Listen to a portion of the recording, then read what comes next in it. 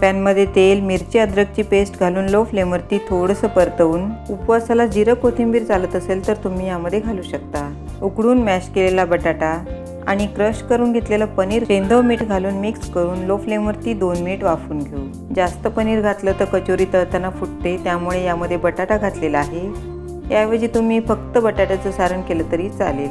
हे थंड होईपर्यंत पीठ मळून घेऊ. 1 कप राजगिऱ्याचं पीठ, पाव कप भगरचं पीठ, सेंधव मीठ आणि अद्रक मिरचीची पेस्ट घालून मिक्स करून मळून घेऊ. याऐवजी तुम्ही उपवासाच्या भाजणीचं पीठ घेतलं तरी चालेल. पिठाचा गोळा घेऊन पारी करून यामध्ये सारण भरून असं बंद करून लो टू मिडियम फ्लेमवरती तळून घेऊ. तेल गरम झाल्यानंतर कचोरी घालून लो टू मिडियम फ्लेमवरती गोल्डन तळून घ्यायचं आहे. उपवासाला खाण्यासाठी मस्त टेस्टी कचोऱ्या तयार झालेल्या आहेत. लाईक, शेअर आणि सबस्क्राईब करायला विसरू नका.